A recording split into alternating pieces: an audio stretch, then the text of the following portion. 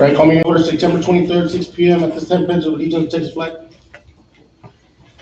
Pledge allegiance to the flag of the United States of America and to the republic for which it stands, one nation, under God, indivisible, with liberty and justice for all.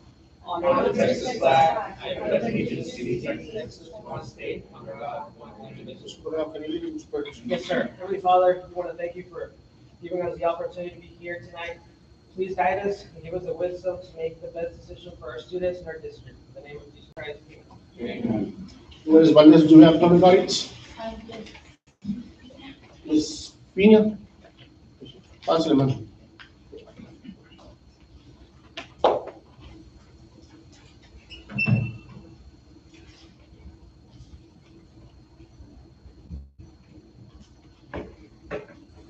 Good afternoon, board and people from Progreso. I did this in the previous meeting at the city hall, now I'm gonna bring it over here to Progreso ISD. This is the drinking water from my house, and this is the regular water that I bought at the store. I wanted to ask the district, when they cook their water, do they use water from the faucet or water from, that they buy the water from? If you could please, do a follow-up on that, because we're having a water crisis here in Progreso. I am not the only one here from Progreso that has a water problem, and this is nothing. Some other streets, houses, their water is even darker than this. So please do a follow-up on the water that our children are drinking, and it's being cooked with at the cafeteria. And on another quote, I'll make it quick and short. You want to look over there to the posters that I brought. Those children are some of my soccer children. They reside here in Progreso, but some of them are going to other districts.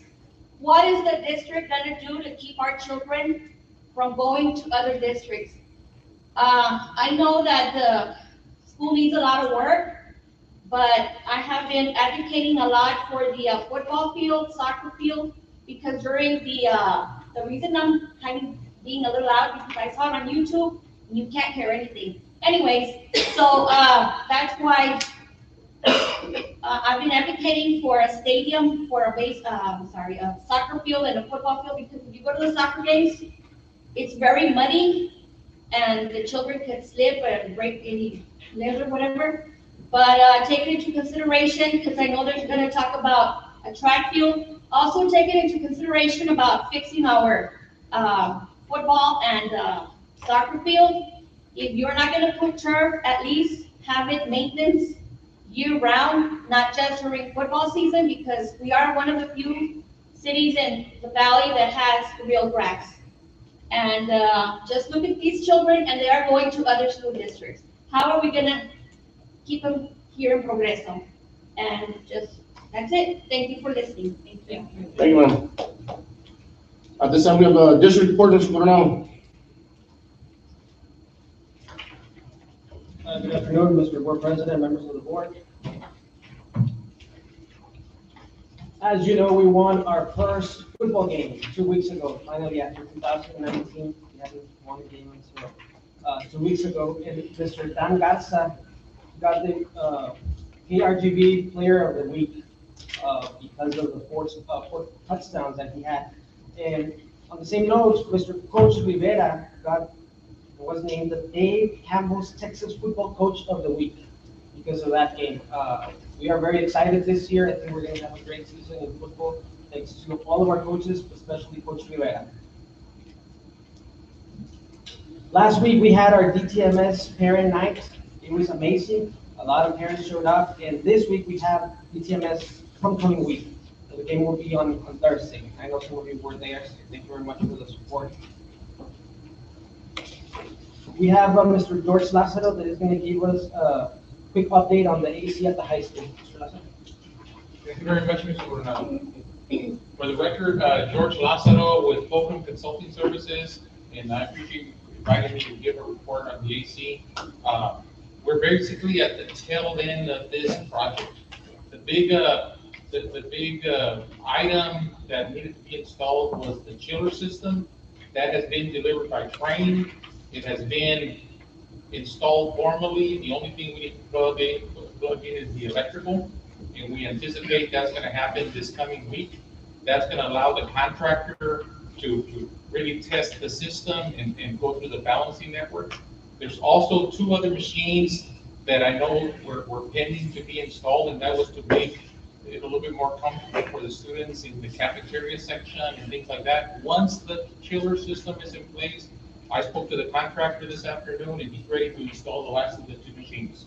So it looks like we're at the tail end, guys, of this project. I know it's extended out, but it's kind of a give and take with, we were planning, or the contractor was planning to have everything done during the summer, but because of the activities that were gone, they kind of have to work around it.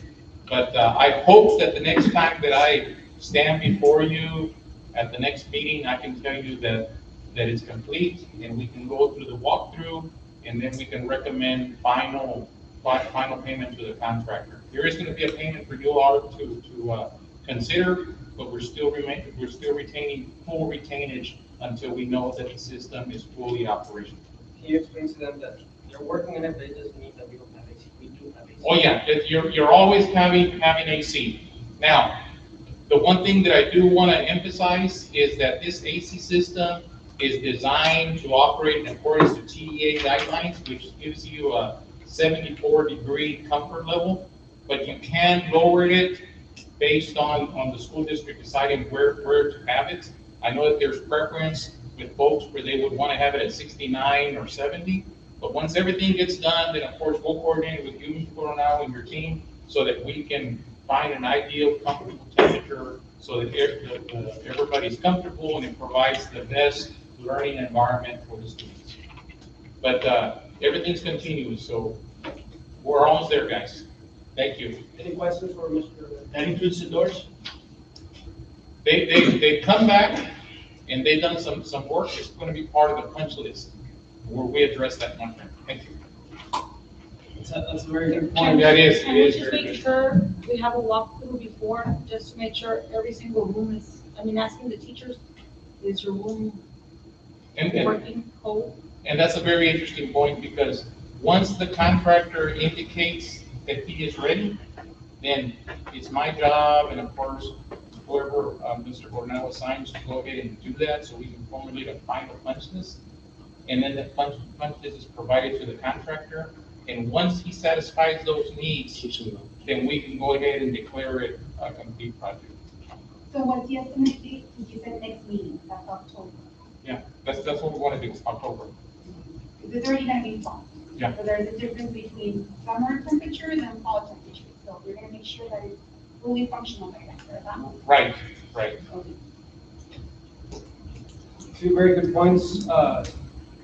I know we have the doors here on the agenda. Those are the safety doors, but we also have some doors that they have to take out, and they're working on those. Yes. Okay.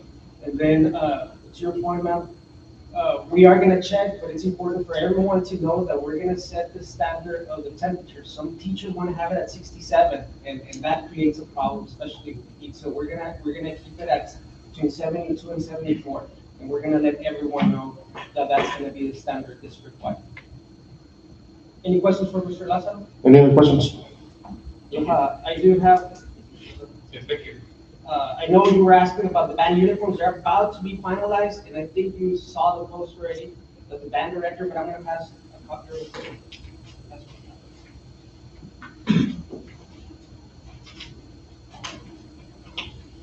Band director is just missing one company, and they're deciding to see if they're gonna go with the white one, with the red and black, with, different options that you put there. We should be finalizing that this week. One last thing I have in the report, the work orders. I know some of you had asked me about the work orders for the month, and you have them up.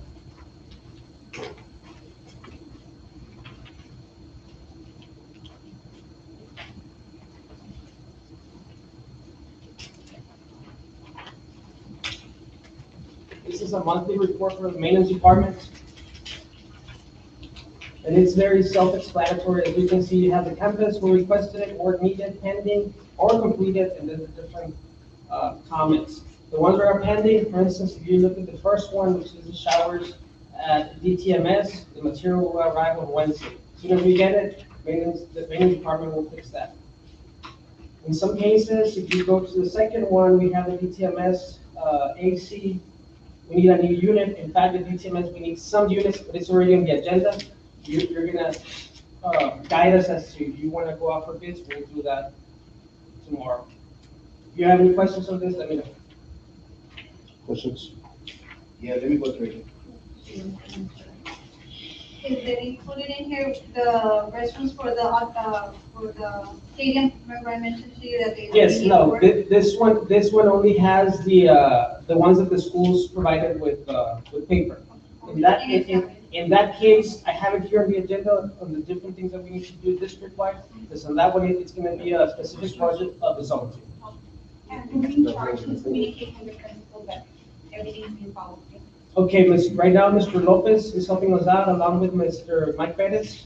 They're working hand in hand and communicating with administration, with me and Mr. Hernandez. Obviously, Mr. Hernandez, because he needs to create the POs and make sure that the process is quickly. As you know, if we have a specific project that requires more than $5,000, for instance, we need to get the people, we have to follow the procurement process. So Mr. Hernandez is helping us out with that case. All right, help me out here, the stands in the boys locker room? What page are you doing? I can't find it here. DTMS, DTMS? yes, the stands in those kids. Para los boys locker room, The boys locker room. yes. I don't see it in here. Okay, again, this one has to do with the ones that the school gives to the department. That one was a conversation between us. I didn't put it as an actual request. We met and we said, we need to make sure that this. So, yeah, we're missing some, right? For the top between. The one that we did on a walkthrough, Yes. that was on our own. This one has to do with the ones that the school did, the actual school, administration or the principal gives to the maintenance department, yes. Does that make sense? Yes. It's basically, the work orders, basically the job that our main people could do. Yes, Correct. the one that you and I did as a walkthrough, that one was, I mean, we're taking it internally. Yes, correct. Does that make sense? Thank you. Any questions? Turning work orders, principal, should things get done? Please. Any other questions? Now, if you look, this is just a monthly. We do have some problems with the roof systems, and I put it on the agenda. You're not gonna see it here as a September Okay. work order, but it's one project a year. Does that make sense? Yes. Sorry. Right, at this time, we go to 2025 employee handbook. We have our campuses, correct? Any questions? Any questions? No, I'm sorry. Any questions on the handbook?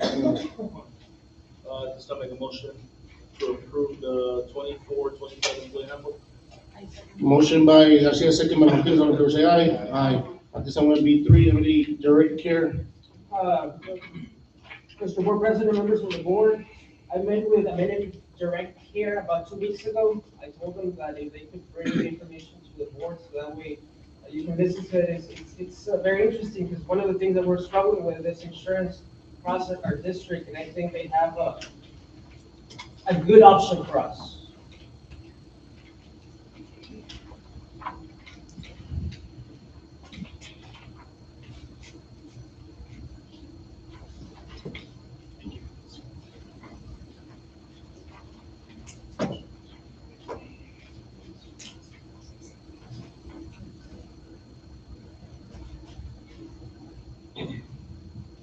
Good afternoon, Mr. President, Board, Committee of Progreso. My name is Patrick Gonzalez.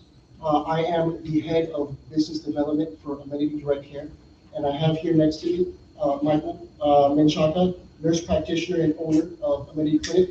What we're here today to do is to provide you with a possibility for a solution for healthcare for your employees. We understand that your employees are probably the most, right next to the students, priority as far as assets that your districts need, right? Without teachers, it's very difficult for you guys to do your day-to-day, right? So one thing that I wanted to talk to you guys about is how Amenity Direct Care has found a solution to provide easy access, affordable access to healthcare outside of the traditional healthcare industry, right? So what we have found, well, first of all, Amenity was established in 2017, right, with a couple of things in mind. Number one, we wanted to figure out a way to provide, like I said, easy access to healthcare and affordable access without having to go into, I guess, the rat hole that is, traditional health insurance, right? We all know that health insurance is expensive.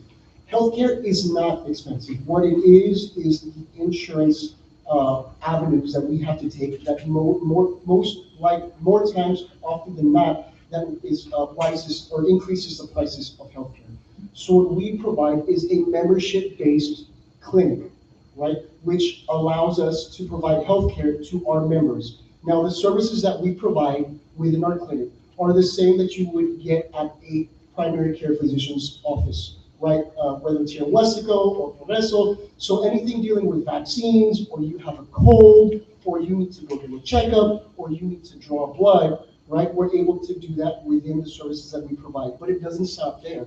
We are also able to provide, within our flat fee that we offer through our membership prices, urgent care and advanced care services. See, 90% of what healthcare can be done within the primary care office. But in most models, they're there to churn patients. They're trying to see a certain amount of patients within a certain amount of within the day, right? To be able to, bring in, cover the costs that they might incur with the healthcare, with health insurance. So what we provide, like I said, is a flat fee, right? For small businesses, we're now venturing into small districts. The membership fee is $50 per patient, $50, okay? No co-pays, no deductibles, right? And within those services that we provide, we are able to do primary care, advanced care, and urgent care services, all wrapped up into that one price, okay? And so we had a conversation with Superintendent Coronado 2 weeks ago, and he said the biggest concern was with the health insurance that you guys provide, 40% of your employees are unable to move forward with it because of the expense that it has, right? It's outside of their budget, and majority of them are going over to Mexico, endangering their lives, and it just that. What we're trying to offer is a convenience of being able to provide them for $50 a month the same care that they would get with a primary care provider, and keep it convenient, right? Where there's no waiting time. When you set an appointment with Amenity Direct, if it's at 10 a.m., you are going to be seeing the doctor at 10 a.m. We do not double book, we do not triple book, we make it very convenient. So another thing that really benefits you guys as employers is you're not having to take an employee or a teacher does not have to take a whole afternoon or whole morning to go see the doctor. They can set, if they're not feeling well, they can call or they can text a doctor or a clinician there at Amenity, and more often than not, they will be able to book an appointment within 48 hours, right?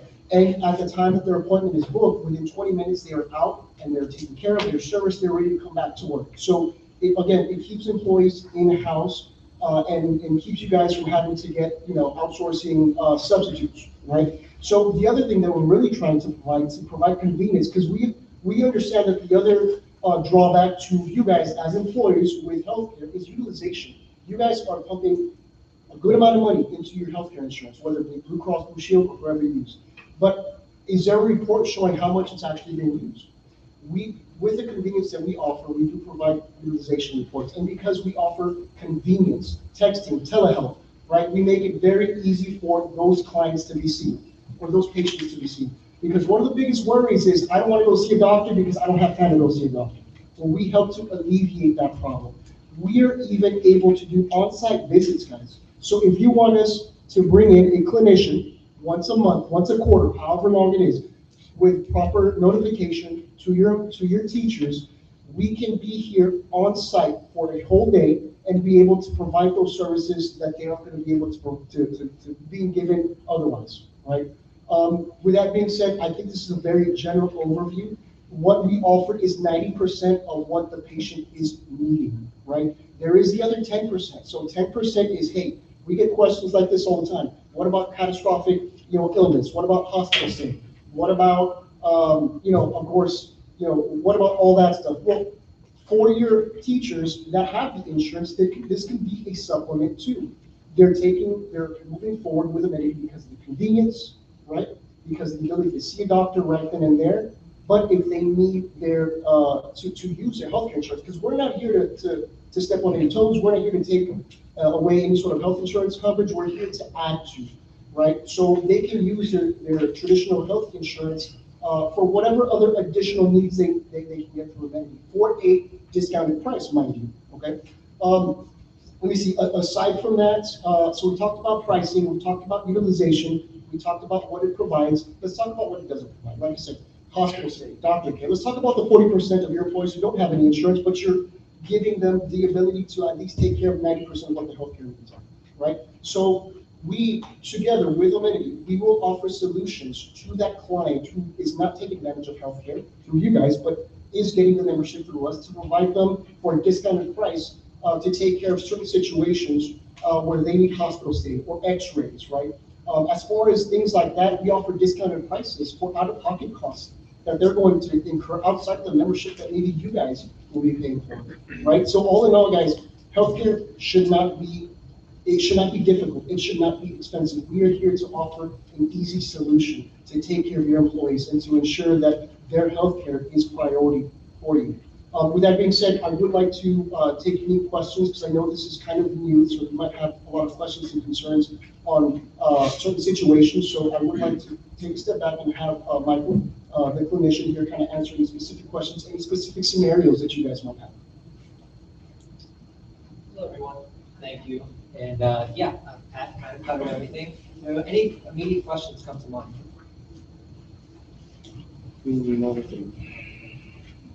So if they have your membership and they have insurance, they still pay your copay, right?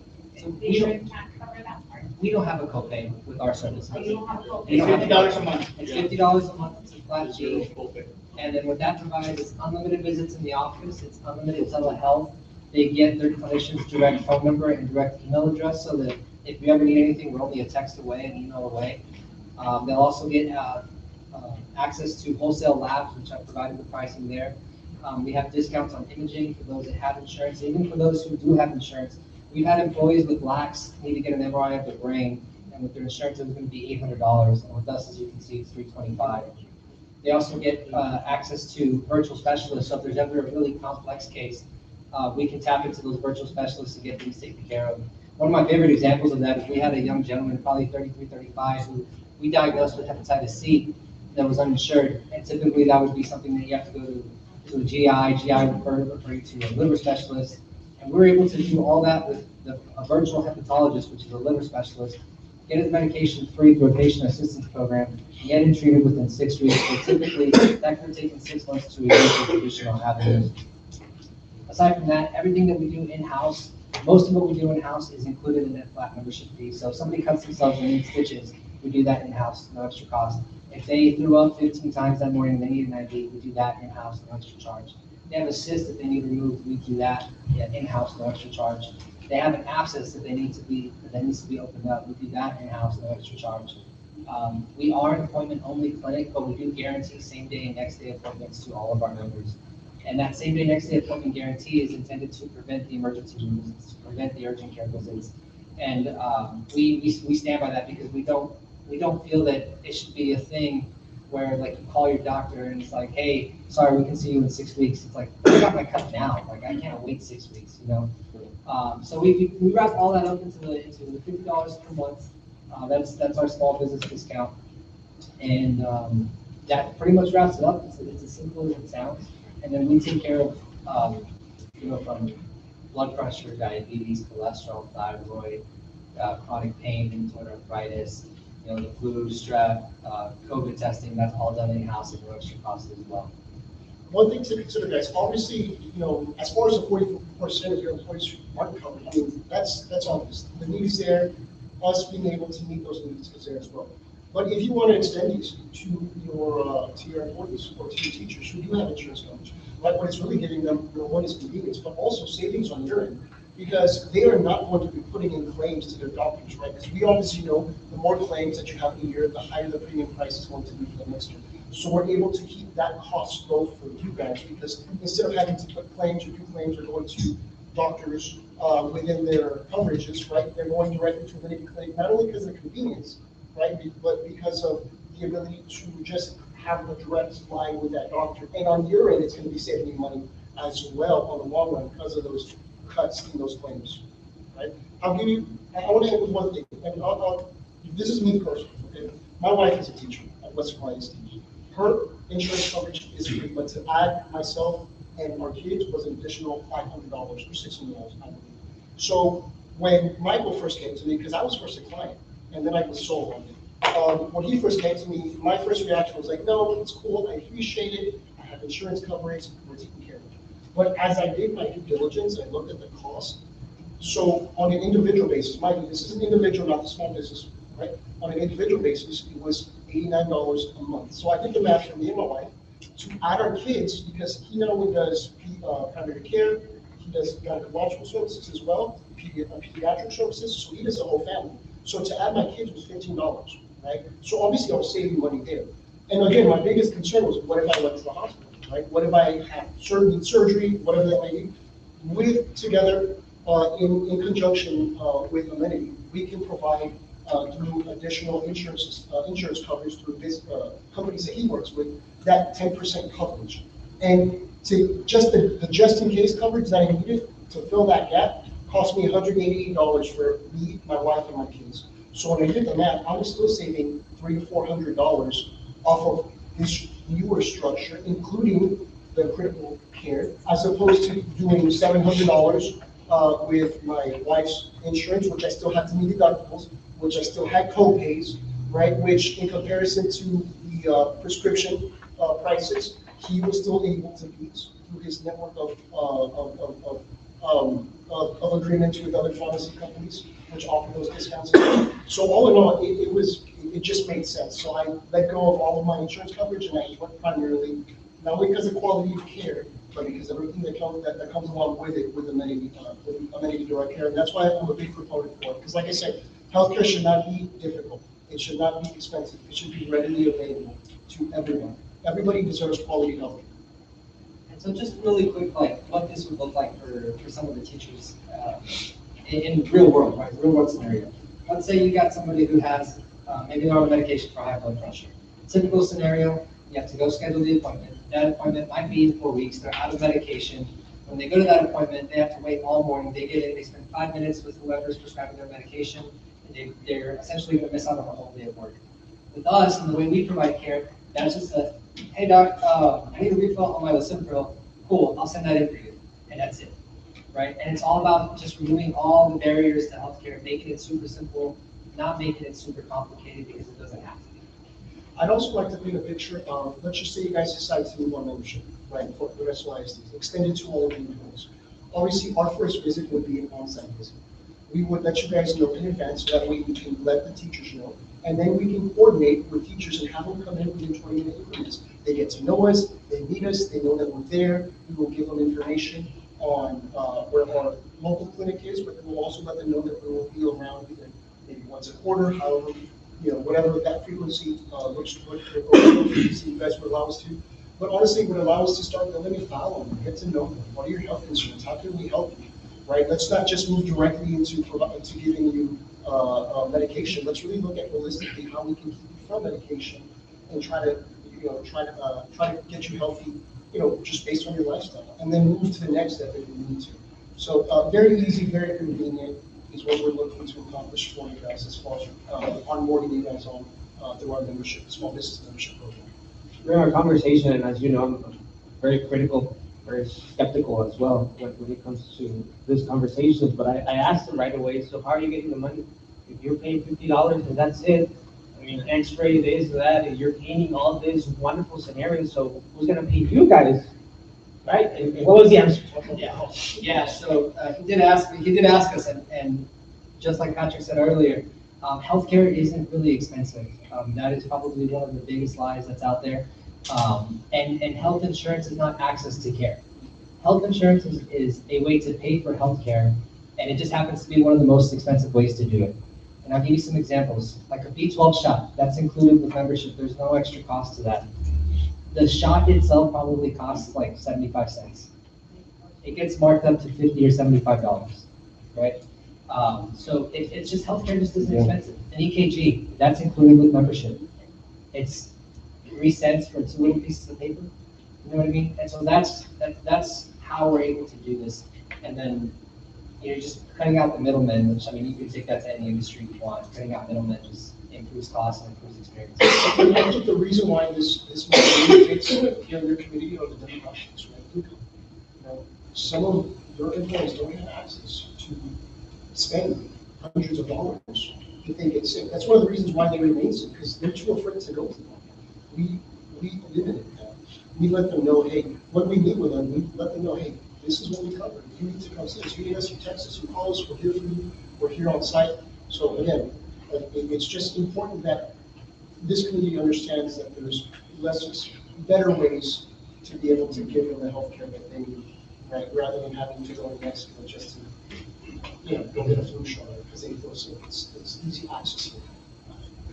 If it's something that you like, my recommendation would be to give the superintendent authorization.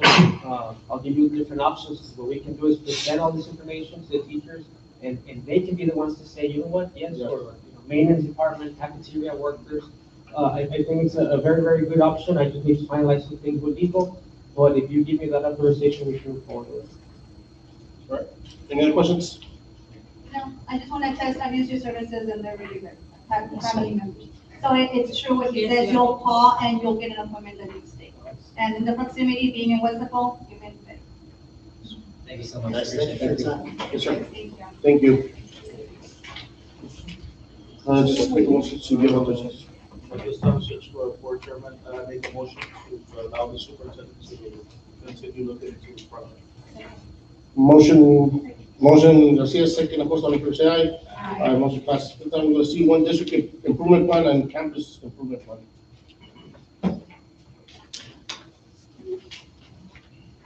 Good afternoon again, members of the board. We're gonna start with this one, which is the STAR results from last year.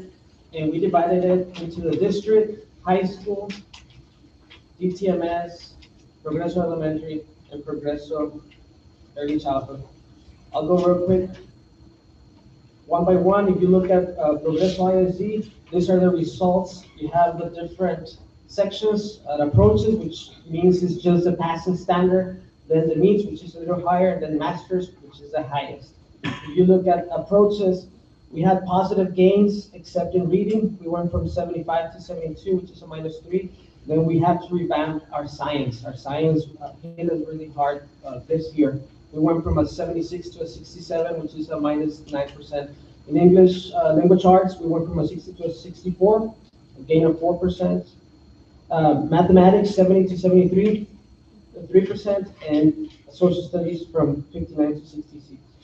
Now, approaches is important, but for us this year, the most important factor will be the meets and masters, because that's what we saw, especially at the high school, when we had to close the gap and we have to show not only the state and the federal government that our students are not only at the standard, but they're achieving higher.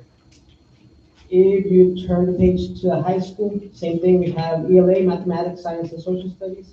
The only section where we went down 1 percentage point was science, from 87 to 86. ELA, we went up 4 points, mathematics 2 points, and social studies 5 points. However, this is a good thing. I mean, it's a good reflection that we did good at the high school. But once you look at the meets and masters, we have a lot of room for improvement. Then we go to DTMS. Back DTMS, if you look at the meets and masters, they were consistent across the subjects. But again, you see at the science, we went down 5%. In approaches, 2% in meets, and we were +1 in science for masters. We turn the page, Progreso Elementary. Even though within the accountability system, we did very good in closing the gaps and growth. In fact, Progreso Elementary was going to be a B school. We went down in some of the approaches, well, actually mathematics, reading, and science. and then on the meets and masters. And they're gonna present to you right now as they go into your campus improvement plan. And then Progreso Early Childhood, as you know, we have pre-K through second grade. They don't take the STAR. However, it's very important for us to start with the phonemic awareness and letter recognition.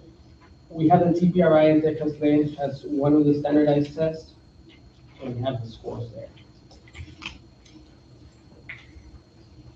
I'm gonna turn it to this page right here, which is part of your agenda, where we start the district improvement plan and campus improvement plan.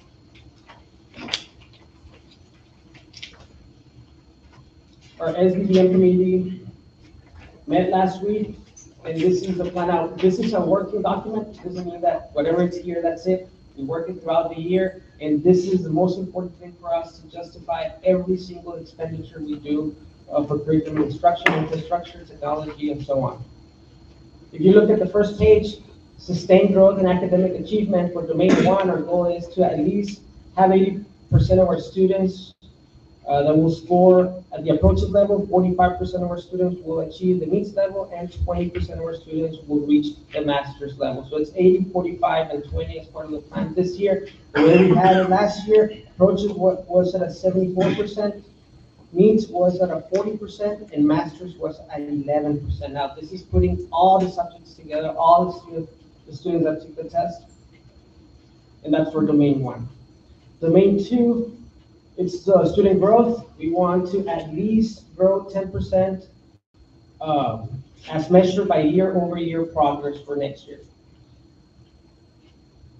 Domain 3, the one that has to do with graduation rate, and this year CCMR really hit us badly. We went from 85 to 90% to 54%, and this is one of the factors that we need to work on at the high school level. And the reason why we dropped so much from 85 to 54 was because there was an accountability change last year, and we're revamping all the CTE classes, and that's going to be one of our major focus this year. So we want to get back to CCMR at a 80% rate. Honestly, I think we can hit hopefully the 90, but I want to be cautious. I don't want to tell you 90 and then from 54 to 90, but Lex is going to present to you right now the plans that we have. And then also our TELPA scores, especially at the high school, we need to work with that group of students that take the TELPAS test, which is a bilingual test. Most of them have been here with us since they were in pre-K. They go through the process, and we're trying so much to really take those students out of the bilingual program and just make sure that they go into the regular setting. If you go to the second bullet, attract, develop, retain, and foster highly qualified educators. Progreso ISD will implement a system to retain at least 90% of the teachers annually by providing targeted professional development, mentorship programs, and support. Now, this year, thanks to your help, we were able to give the $2,000 raise, plus the $3,000 stipend, plus the different stipends that we have as part of the curriculum and instruction. On the technology side, I'm very happy to say that every single elementary campus classroom has a smartboard. At West and North, all teachers have a smartboard. At the secondary level, all core areas have a smartboard. We're trying to push it as well to the other classes. The fourth one, promote parental and community. Progreso ISD will foster a positive culture by increasing parent, family, and community engagement by 15% through regular workshops, events, and communication initiatives. And then the last one, facilities, will provide a safe environment. Progreso ISD will ensure a safe and positive learning environment by reducing safety incidents by 10% annually. And as we go through the agenda, you're going to see that part of one of the items has to do specifically for safety. Now let me introduce Ms. Leti Aguilar. Diana has COVID. She tested positive on Saturday, so Ms. Aguilar is going to be presenting for the high school. Good afternoon, board members. I hope you had a productive day. As far as Mr. Coronado mentioned in regards to, the 4 student performances with STAR, which is our EOC at the high school, we do have work. Like he did say, we did, well with the approaches, but of course we have that achievement gap where it's with the meets and the masters. So in order to help us, in those areas, we catered our CIP this year a little bit different when we met with our SBDM and our teachers, our core teachers. We decided to provide intervention to all teachers and not just subgroup of teachers, because usually we would do that. For example, when it was ESL strategies, we would only have the ESL teachers there, which mainly were our English teachers. So this year, what we decided is to bring all teachers, and that means everybody, all staff, paraprofessionals, CTE, math, and science. I think it really helped us out. In the summer, our ELA teachers also created a ESL curriculum that also embedded for TELPAS, and that's going to also help our scores there. As Mr. Coronado mentioned, our TELPAS scores did hit us hard, and we're trying to do as much as possible so we can get out of that. We are providing additional training, like I said, for all the teachers. Again, in September, we have, actually next week, we have a training going on for all the teachers. And then in spring semester, we decided to bring back this person who's doing the PD, and we're going to be pulling out our students, our priority students, and we're going to be having additional training with them too. So we're trying to gear it out to them, but it's kind of like a cross-curricular curriculum for ESL strategies. As far as accountability, like Mr. Coronado mentioned, yes, we did go hard with the CCMR. It was a little lower. It's not something that I'm very proud of, but like he said, the accountability did change. It went up drastically. So all of us that are really into the CCMR, you do know that the gap was used to be at 59 and went to 89. So that's a big gap for us to achieve, but it's nothing that we cannot do. So I'm sure with this year's students and having a CCMR tracker and making sure that we're keeping everything updated with the students and providing as much as TSI tutoring, TSI testing, AC tutoring, AC testing. That's an initiative this year that we want to bring in, the AC tutoring. ACT tutoring, we only usually do that in the summer, but we do want to embed that for the year. And also, of course, our EOC tutoring that we're going to have, so that way it can help with our sports. Other than that, we know we have a lot of work to do, but we're all working hard, we're all working together, and I'm sure with all these additional trainings, we'll get back up to where we are. Any questions? I just want to add that the high school is going to be targeted because of the federal accountability. And if you look at math, we went from 70 to 73, so there was gain there. However, the federal accountability focuses on closing the gaps. And Ms. Aguilar, Diana, myself attended a training at Region 1 because we have to give a specific plan for improvement. Positive thing about it is that that specific framework that we're working on for math can be used for everything else, and that's something that we were talking about. We found a specific situation in math because 20% of our students that go to 8th grade are taking Algebra 1. So about 70%, 75% that go to the high school take Algebra 1 in 9th grade, which means those 20% to 25% of the students that pass algebra in 8th grade do not count for the high school. So we're taking that percentage away from the high school.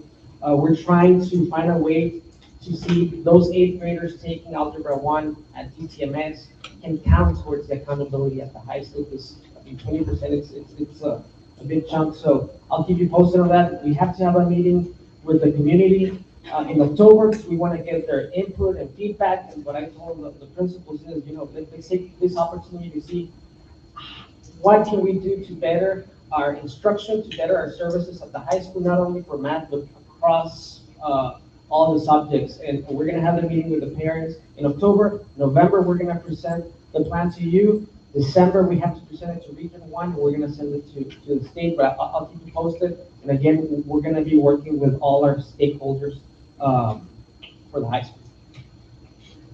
Yes. Are we communicating with the parents? He said that we're going to have a meeting, but are we communicating with the parents? Homework. We know we got to put a little bit more pressure on the kids now.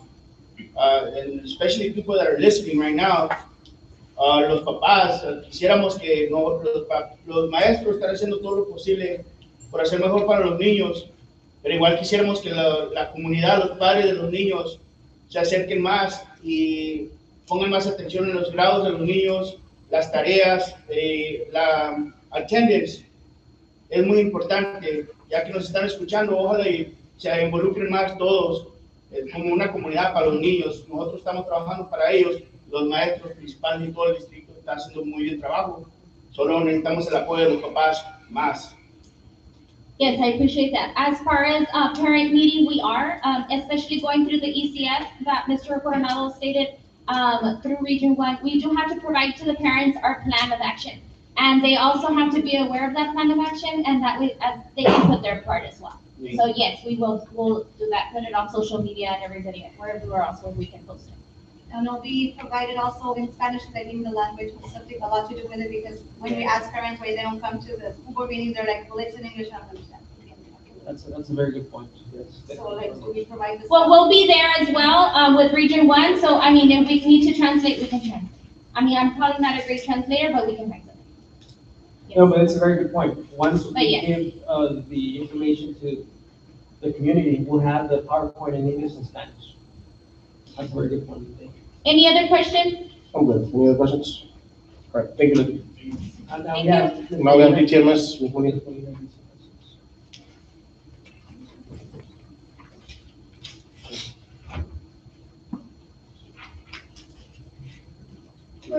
Good afternoon, members of the board president. First of all, I'm happy to announce that based on preliminary STAR data, DGMS was able to maintain a B rate. So that's something to celebrate, that we were able to maintain the B rating. That goes back to the hard work and dedication of all our students and also to all the stakeholders that have supported us throughout the school year. Mr. Coronado mentioned about the campus report card, and I'm gonna go over the information here. So in this report, we have a comparison of 2022-2023 school year to the 24 school year. So in mathematics, the approaches level, we had, the year before, we had 59%, and this year we were at 70%. So there was an 11% gain there. At the means level, the year before we were at 25%, and at the means level, this year we were at 33%. So there was an 8% gain. At master's level, in the year before we were at 4%, and this year we were at 8%. So there was a 4-point gain at the master's level. In reading, the year before, in 2023, we were at 72%. And in 2024, this year, we were at 71%, so we did lose a point there. However, at the means level, there was a gain of 7%, from 38 to 45, and at the master's level, there was a gain of 3% from 15 to 18. In science, at the brochures level, the year before, we were at 62, and we regressed 5 points, so we ended at 57%. At the master's level, at the means level, we were at 30% the year before, and this year we were at 28%. So we did lose 2 points there at the means level, and then at the master's level, we were at 3% the year before and 4% this year. So we gained a point there. In social studies, the year before we were at 32%, the year before 39% this year. So we improved 7 points. At the mixed level, we were at 5%, and we ended at 13%. So there was an increase of 8 points. And at the master's level, it was the year before 1%, and at the master's level was 3% this year. So there was a 2-point increase there. So based on the data, what we see here, we had gains almost all across. There were significant gains in math, and we did regress in the science. And although we do have experienced teachers there, science, it was very hard to achieve the percentages that we have published before. So that's what we have, and so based on the data, what we did, like Mr. Coronado mentioned, what we did is, we, as a campus, we review the data, we do a needs assessment, and from there, we establish the goals for the campus for this year. So for domain one, in student achievement, we said that at least 80% of our students will score at the approaches level of minimum expectations or higher, and at least 45 will achieve meets and 20% masters on the state assessment. For domain two, part A, progress measure, at least 85% of the students will demonstrate annual academic growth in math and reading. Part B, relative performance measure, we want to have at least 85% of all the students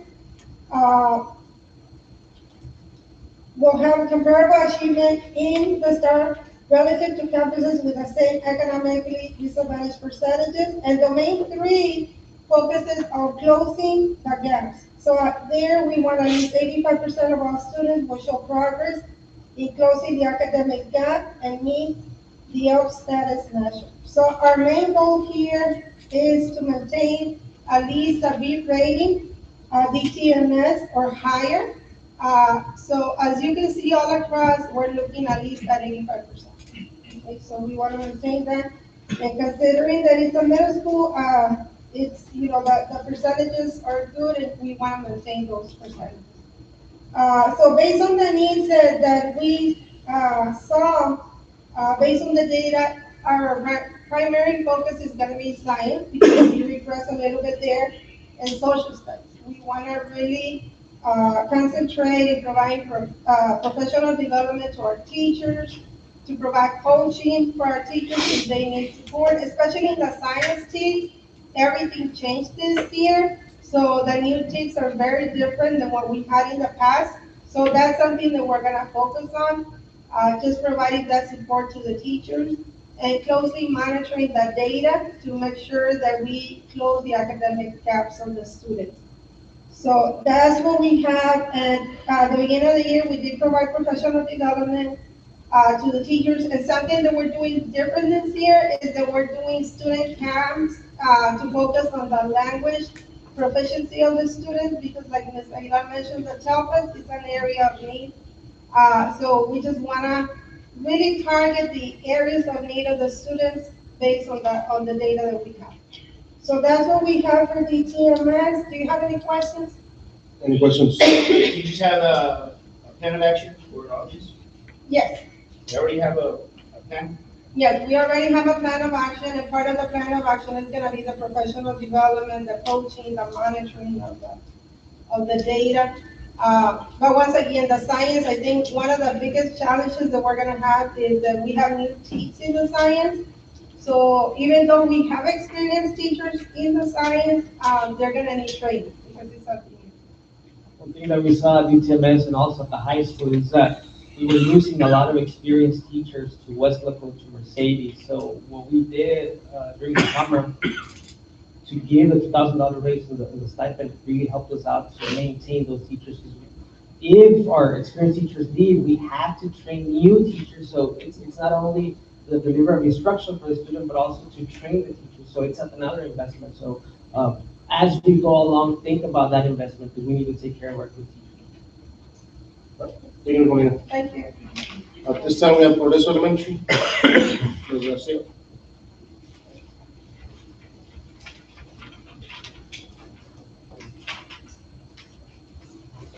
Good afternoon, Mr. President, and members of the board and community.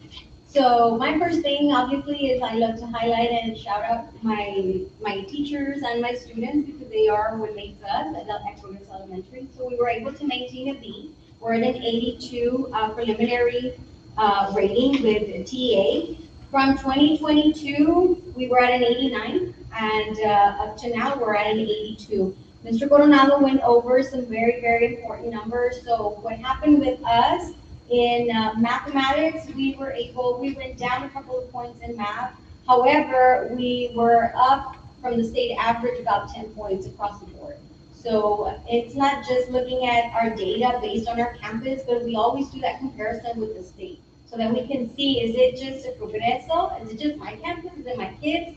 Is it my staff? Is it me? Or is this happening across the board?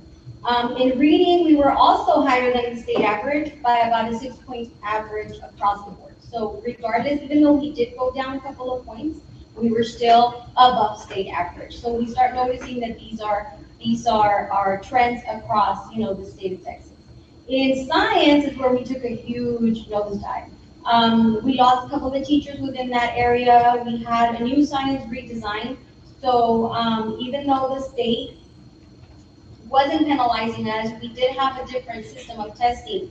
We actually were at the state average. State average was at a 56%, and that's exactly where we were at. So we met the state at a 56% for science.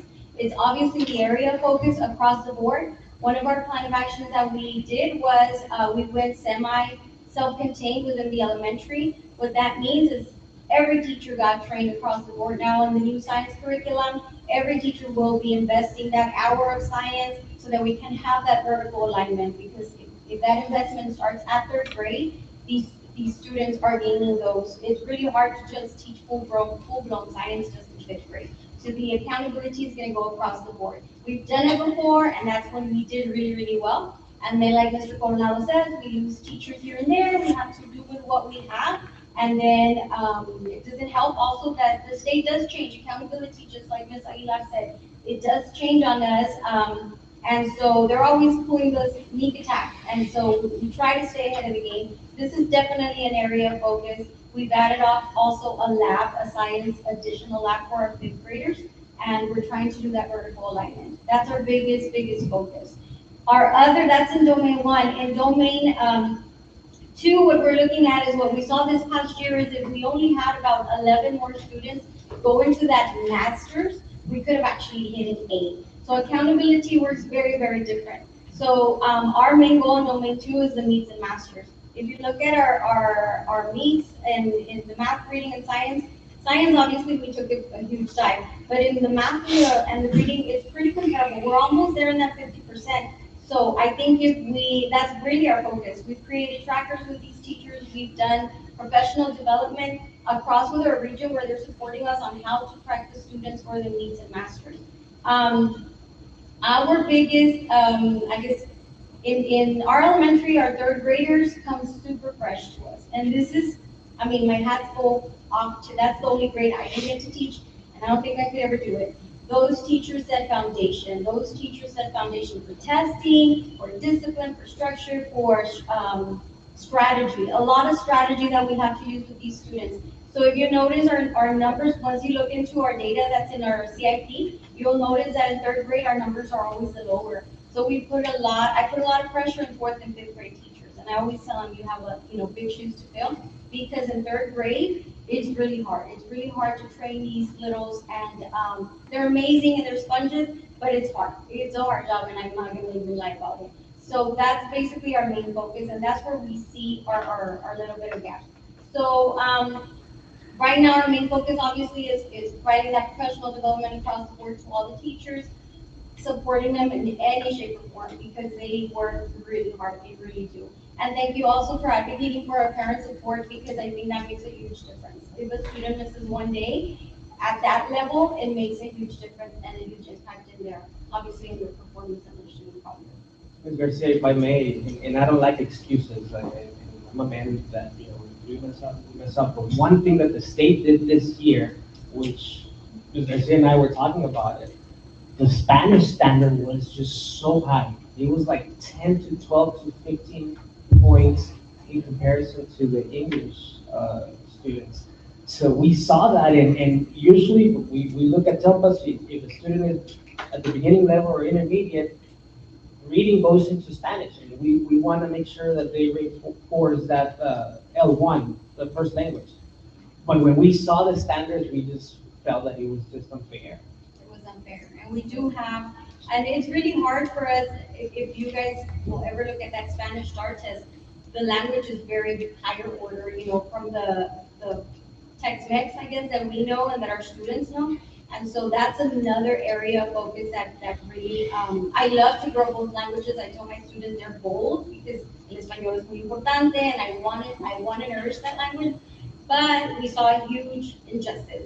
when it came to the passing standard within those students. And that's another area of focus that we have across, which is our Spanish literacy. Also where we have new teachers, and it all takes, it's a whole team effort. And so, no excuses, but we love to grow new teachers and new minds, but it takes time. Just like anything else, it takes time. Other than that, our goal obviously is to maintain RB, if not higher. We aim for the highest, but definitely to maintain our B status and go back to donate into the music. Any questions? Any questions? Thank you, Ms. Garcia. Thank you. Ms. Uria? Good evening, members of the board, Mr. President. For us, for early childhood, we do not have STAR, but one of our main goals and our target goal is, the target area is reading. I know it's very fundamental since it is the building of that, learning through all the subjects. All right, our goal for this school year is to ensure that our students are making adequate progress in the reading acquisition. As part of our House Bill 3, we do have some goals, and I know you don't have STAR data as part of your report that you have there, but we have, as part of our House Bill 3 goals, we're working towards having at least 75% of our second graders demonstrating mastery at the end of the year assessment. And I know this year, when we looked at our end of the year regular 6 weeks assessment for our second graders, they were at a 63% when you're talking about the reading. But then we also benchmarked them on third grade assessment on a STAR benchmark. And as passing rate standard for STAR, they were at a 75%. So we were, at 65%. So we are looking to make sure that they are ready. Like Ms. Garcia mentioned, they're going in, and I know the third grade teachers have great challenges, but I always let them know, like, our teachers have the challenge of making sure that the kiddos are ready to learn, right? And each grade builds on itself. So I always tell them, I know, I understand, believe me, you see them how they grow, and we are very proud of the product that we send out, but they're babies when they come into third grade. I know we're working. I know Ms. Mari's like, they have to do their test, they're gonna test online. Yes, they're ready to test. We send them up for them to gain the online component. But as far as in order to continue closing the reading gaps, and this is across, like, nationwide. I know that we don't want to say COVID, we don't want to talk about COVID, but nationally, we do look at reports that after COVID, there has been a great gap in gaining those foundational reading skills. So we've been working, we want to continue, we want to have at least 75% of our first graders demonstrating mastery in word reading and reading at least 60 words per minute at the end of the year, which that is the goal for a first grader. Our younger population, which is our pre-K and kinder, we want to make sure that we're building those foundational reading skills. So last year, our kinder we were looking at 73 in our Texas KIA, which is the commissioner approved reading assessment. So we wanted for at least 78 of our kinder and pre-K students to demonstrate mastery in fundamental awareness, letter naming fluency, and letter knowledge. Our teachers have gone through intensive reading academies. I know the requirement is K through third, but we wanted to make sure as a district, we wanted to make sure that all our teachers got that training. So we had all our teachers pre-K through fifth grade go through those reading academies, including administration. We were able to complete our reading academy for that requirement. But they have also this year, we started with guided reading training for our teachers, so they're able to deliver that explicit reading instruction. We are working also, our main goal is providing the teachers with the resources necessary in the classroom. As Mr. Coronado said, this year we have 100% of our teachers with a smart board. Thank you for that. We have one-to-one laptops for our first and second graders, and we're working on our kinder this year. The goal is for our kinder to have one-to-one a laptop or iPad. Currently, our kinder has about They have 10 iPads in the classroom and about 5 computer laptops there. But we're working on having the one-to-one. One of the things that, one of our goals this year, we do have our enrollment is good. We have 361 students being serviced, so the enrollment is good. However, what hurts us is that we have the little ones, and the little ones will be come November, October, January, they start getting sick, and then our attendance is low. And I know Mr. Coronel is always enticing us and promoting, like, whoever has the greatest attendance, you'll get a prize. I probably won't get it, right? Because my little ones will get sick. I've been fortunate right now, our pre-K threes are very strong pre-K threes. They haven't gone sick right now. But last year, it was from 28 kids, we were like having 12, 13 in the classroom because everyone was getting sick. And it's understandable, there were grandma and grandpa staying home, and now they're collaborating with little ones. So that's one of our goals, to make sure that we hit that 96% attendance rate, but we're working on that. We want to promote and provide some incentives for the students. Of course, our goal, like my other colleagues mentioned, we did meet the DELPA's requirement of the student growth. So we want to maintain that. Our second graders did extremely well this past year, so we want to continue with that. So we were fortunate with that. That is my report for PEG, and you all are welcome to visit our little ones whenever you all want. Thank you so much. Any Thank questions? I'm just gonna say one last thing. As you can see, we have very, very good principals, and I think during our team of 8, I told you guys, I feel bad because I haven't been able to. We started creating systems, and I think Flores said it at the time. We started creating systems where now the principals talk about the vertical alignment, and we don't get upset about it. High school goes to DTMS and says, hey, those 8th graders, I need them over here. CTE goes like, hey, DTMS, I need for you to make sure that the 8th grade generation, 7th grade generations are exposed to the CTE classes. DTMS goes to elementary, so they're like, hey, 5th graders, I need for them to be ready in math. Elementary goes to PEC and says, hey, 2nd graders, I need for them. You've heard it, so those are the type of curriculum, not fights, but interactions that we're having. And we're gonna get to our goals, and I want to take this opportunity to thank the board because you guys have been an essential part of all of this, so thank you very much. All right, any other questions? Ma'am, what you said about promoting attendance is very good. I have seen that the kids like gifts. I think we should do it to everybody, to say, hey, whoever gets attendance, we raffle a TV, we raffle a PlayStation, we raffle something for everybody.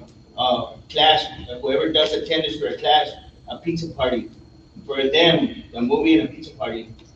All the kids like that. It's something very amazing, and I wish we could do that. I don't know, I do it for my son's class. I told him, hey, I'll take him pizza or whatever, just so promote attendance. It's very important. We'll be very happy to get your donations. That's something good that we could do in the schools and for the principals to promote that. We want kids to be in school and in classes. Any other questions, concerns, comments? We need an action. Yes, of course. I need a motion. This time, I make a motion to approve C1 District Improvement Plan and Campus Improvement Plan. As presented by- Motion by Garcia, second by Ms. Martinez, all in favor, say aye. Aye. I know you guys had a long day. Principals, you're excused if you want to go home. At this time, we're going to C2 class size waiver. Yes, Mr. President, members of the board, we have a class with 23 students in 4th grade. We would need to send a waiver to PEA to keep it like that.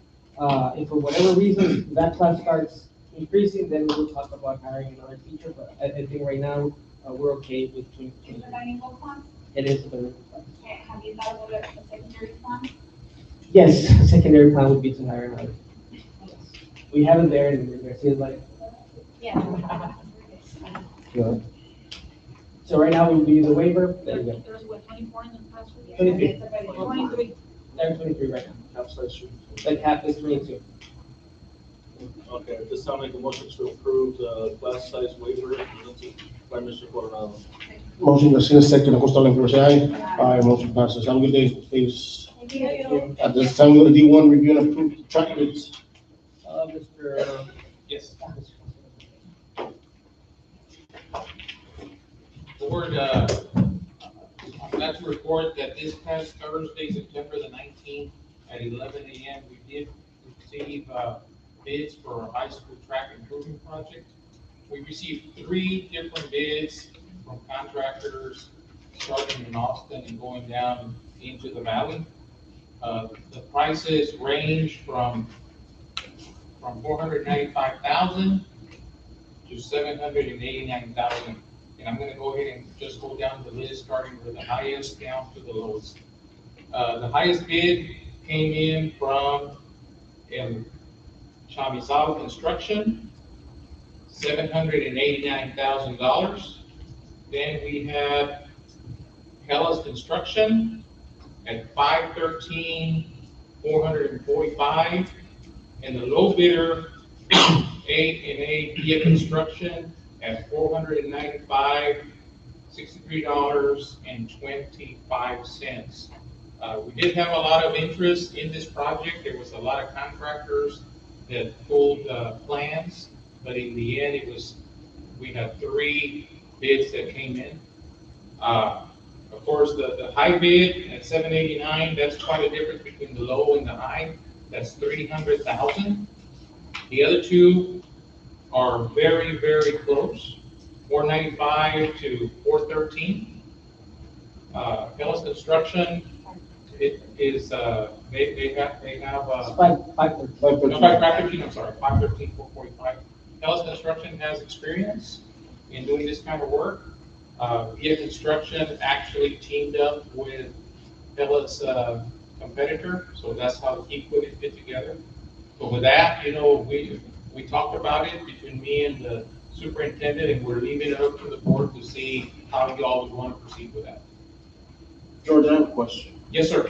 Where we select, what's the starting date on the track? Does any company tell you what the starting date would be? The way that we have it set up is once this board approves the contract or awards, then they have to come, we let the contractor know, we let them know about the notice of award.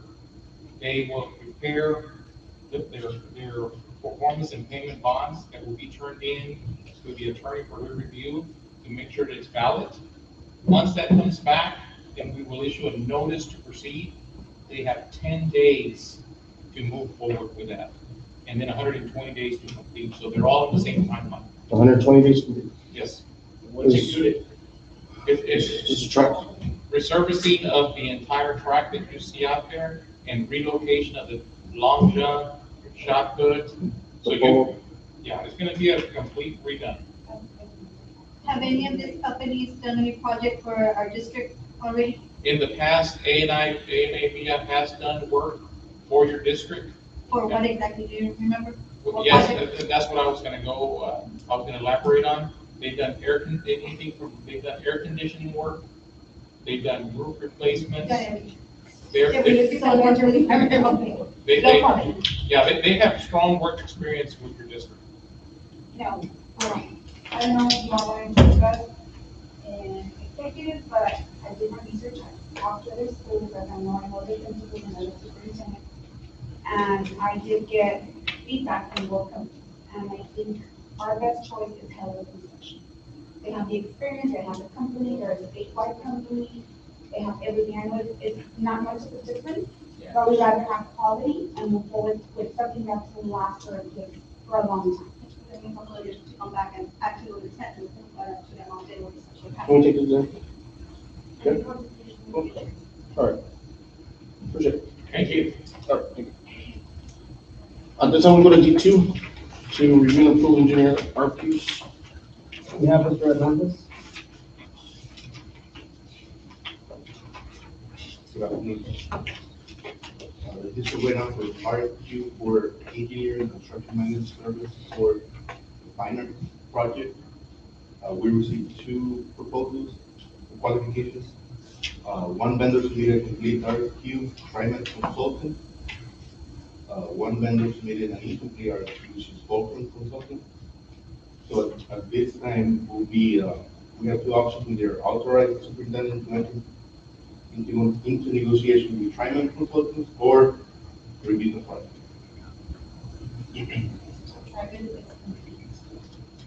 Again, has that company done any projects for the district before? TriMet, No. they have done, work with the cities, but not with, school districts. I remember this is for the auditorium, so it would be for the assessment of that.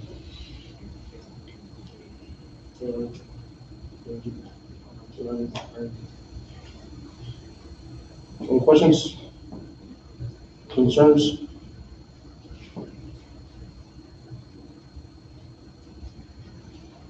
Option one would be to choose the company that turned everything in, or option B to And if that means that we choose that company, we move forward, right? Move forward with that.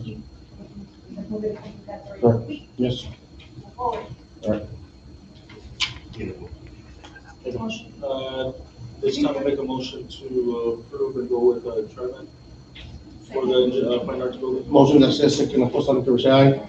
Aye, motion passes. This time we go to D3, authorize superintendent to gain necessary professional services to evaluate assets for process defense kits, doors, not limited assessments, repair costs. Good afternoon, Mr. President, members of the board. Here where we start our conversations, the conversation that we were talking about district-wide.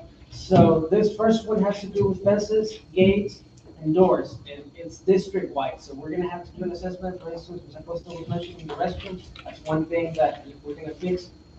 We'll talk about the roofs, where we need to fix the roof first before we fix anything inside specific buildings. So, for this specific item, it would give you the authorization to start the process. Okay, at this time, make a motion to authorize superintendent for the gates and circulation facilities to evaluate the assets of the defense and gates and doors. Second. Motion Garcia, second, Flores, all in favor, say aye. Aye. Aye, motion passes. We go to D4, authorize superintendent to gain necessary professional service to evaluate process the softball field. We had this conversation about 2 months ago. I went to the city softball field, and the reality is not that hard. And the last thing we want is to expose our girls, because you never know who goes into the public park. So this is a perfect opportunity for us to start our softball field. And talking about the restroom, that restroom that is over here by the football field, that would be the first phase. We might have to use that one at the beginning before we actually build a restroom over there. But our plan would be to start the softball field on the north side of the football field. So you have the football field, you have the parking lot, and then it would be the softball field. So if you give me the authorization, we can start moving forward with that as well. Make sure you add lights. Yes, yes. Scoreboard as well. At this time, I make a motion to authorize Superintendent Coronel to engage any professional services to assess Perez Lake softball field. Motion Garcia, second, Flores, all in favor, say aye. Aye, motion passes. D5, matters related to the Burris High School Department, including, living the courts. One of our strongest programs in Progreso ISD has to do with our ag class. However, last week when we had the rain, we can see our biggest weakness there. So we need to really fix that area. We have a lot of animals. Some of the parents called me because they were very concerned. Some of the community members called me about the same thing. So it's a good time to start rebuilding that area. I agree. Any questions? FFA used to have a maintenance person there all the time, restrooms on that. Is there any way we can put the maintenance guy back there? Yes, we'll do that. In fact, in that area. I got a call for the restroom, Yes. and I went myself and never back. That being as a meeting split, if I'm not mistaken, right, Marty said, also do that to meeting splits in the restaurants as well. Yes. All right, we'll take care of, we're gonna take care of later. This time, make a motion to, let's look for quotes for the ag farm, for the high school ag farm. What does that mean?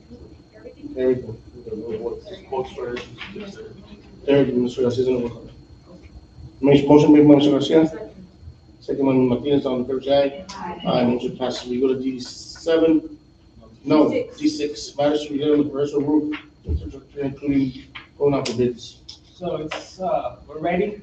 We had a walkthrough from Venus and I went, and it's one of the biggest concerns that we have, and the thing is that if we don't fix it, then we're gonna have secondary problems within the building, so we don't wanna get to that point. If you give me the authorization, we're gonna start going out for bids for the different campuses and the different If areas. I'm not mistaken, the junior high has warrants on it, right? Yes. Because we did that one back in 2013, 2014. In fact, the company was here, Thursday and Friday, because last week, it was rain, it was awful. They're fixing that already, but we need to take care of the other campuses as well. Perfect. At this time, I make a motion to authorize the superintendent to look into the infrastructure, the roofs for Progreso ISD. Motion by Garcia, second by, Costa, all in favor, say aye. Aye, motion passes. At this time, we go to T7, the interlocal, agreement between Hidalgo County, Texas, and Progreso ISD. This is just a renewal. In fact, they were here last week. They brought some sand for the ag class. They helped us out. However, we need to renew the agreement. With the MOU. It is a MOU. Yeah. Okay, at this time, I make a motion to approve the MOU between Hidalgo County and Progreso ISD. Motion Garcia, second Martinez, all in favor, say aye. Aye. At this time, we go to D, and I think George has that one. Yes, For the discussion action for the presenting the grant opportunities for the community change program. yes, Mr. Lassiter visited me 2 weeks ago, and he brought this idea of a very, very good grant that is out there. I'll pass it out to him. Thank you, Mr. Coronel. I want to thank you for the opportunity to introduce this great funding opportunity that is made available to school districts like you all through the Environmental Protection Agency. And it's a grant up to $20 million without any kind of match component. And it's intended for school districts that are within 150 miles from the US-Mexican border. Now, the way you can use these funds is to make your campuses resilient to climate change. And by that, there's different technologies that are out there that can be implemented. Today, there was a lot of things that happened today that I think could fit this mold if the application gets put together and is successfully funded. It allows you to come in and replace roofing systems in your school with what they call cool roofs, which is light colored roofs. Once you do that, the project also funds for coming in to put in electrical solar panels to subsidize your use. It allows you also to put in rain harvesting systems to take water to irrigate your yard. It allows you to improve all your parking lots by getting rid of all your asphalt and coming in what they call permeable pavement design. And it's just very, very beneficial. One of the things that gives you all a lot of points is that this is for economically distressed areas. And of course, Hidalgo County is one of the most economically distressed areas in the state. But also, a lot of your students meet the demographics of living in colonias. So it looks like all the point systems are there. One of the things that needs to be done if this money is captured is that you also have to share some of it with your community members. And when I'm saying that, it's nonprofit organizations. So you guys can have to partner up with a nonprofit organization that will also work on their infrastructure to make it more resilient. At the beginning of this meeting, one of the things that was brought up was water quality. You as a board, if you all do get this money, you have the option to work with the nonprofit water supply corporation like Military Highway to do improvements. The water tower needs enhancement. You could utilize some of those monies to do that.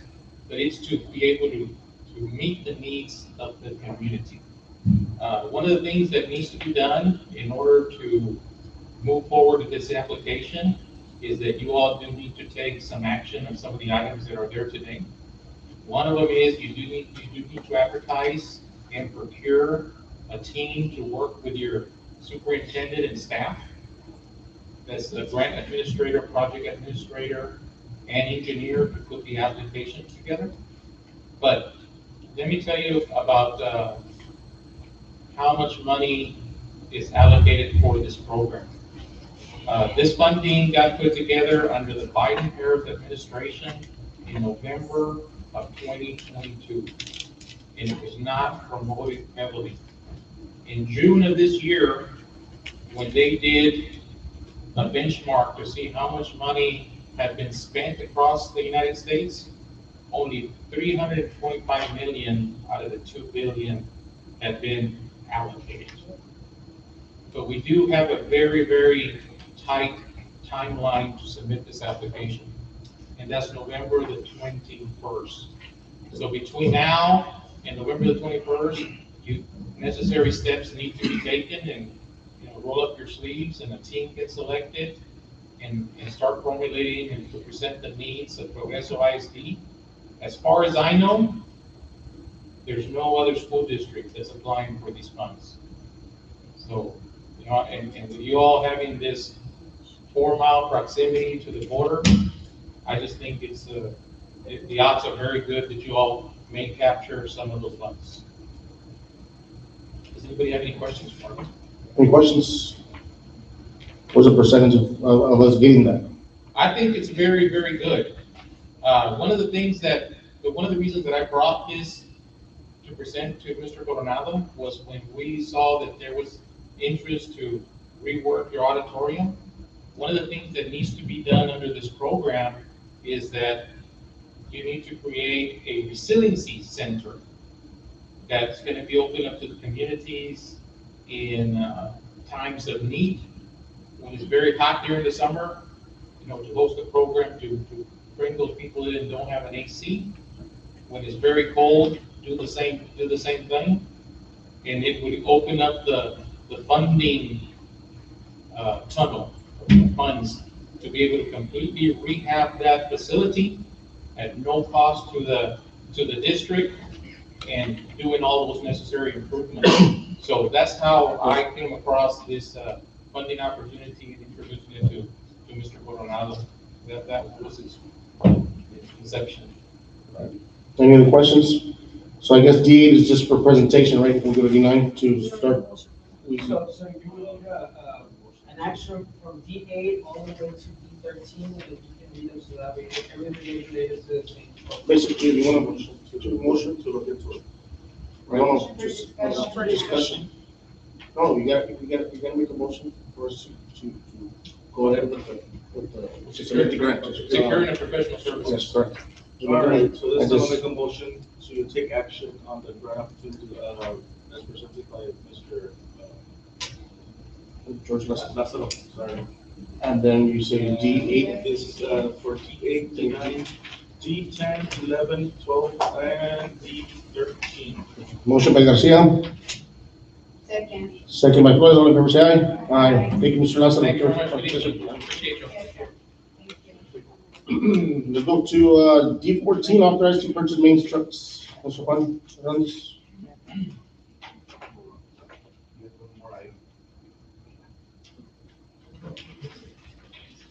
Yes, sir, D14, just to authorize to purchase maintenance truck, or you have an inventory listing in your package for vehicles that range from 2002 to 2006. So we're requesting to offer for bid, quote, for 6 Ford Mavericks and 1 mid-size car. But don't you need like a heavy duty truck for like maintenance? We got, You already have one? You have one for FFA, no? no, we got one for mains as well, 250. Because we need one for the back. How about a trailer? I know they're trailer. Yes, we're looking into Trailers. yeah. Any other questions? At this time, make a motion to authorize the purchase of maintenance trucks. Motion Garcia, second Martinez, all in favor say aye. Aye, motion passes. D15, authorized to request the bids for the HVAC units. Yes, sir. Those three. To authorize the procurement of HVAC units is required, which includes the fuel house, the fuel house, the DTMS, and the elementary, not in any other that is. All right, no problem. Any questions? Just for any- Information, right? No, this is to give, to action, to give authorization to offer bids for the US. No, but it's to address the needs that are still. in Yes, the- correct, correct. Okay, at this time, make a motion to request bids for HVAC units for phase three. Motion by Garcia, second by Flores, all in favor, say aye. Aye, motion passes. At this time, we go to, construction payment applications, D16. We do have an item up for your consideration, it is payment to our HVAC contractor that's working on your, on your, school. We worked very closely with him to ensure that we had enough contingency left on this before we release any more, so that we can make sure that anything that comes in the punch list can be handled. At this point, he is requesting a payment of $147,250, but we are leaving a contingency amount of $218,090.50. And that will not be released until such time that everything gets addressed on this HVAC program. We recommend that you approve payment. Thank you, sir. All right, at this time, make a motion to approve payment for the construction payment applications for the HVAC system. As presented by Mr. Velazquez. Motion Garcia, second Martinez, all in favor, say aye. Aye. Motion passes. At this time, cash disbursements. One.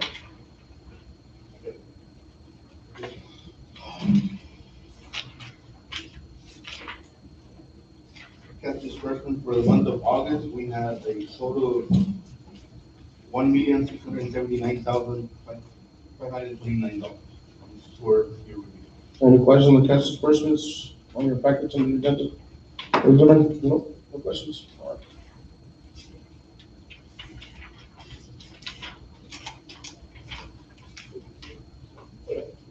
Investment report?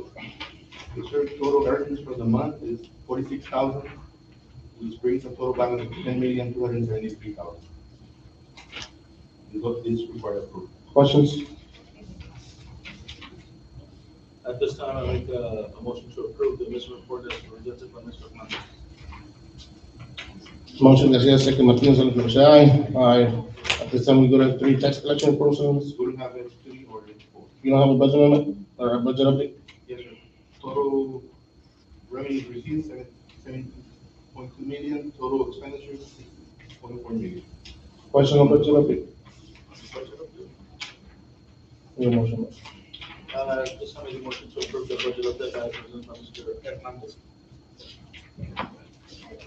Motion by Garcia, second Acosta, all in favor, say aye. Aye. 7:32, we go to executive session.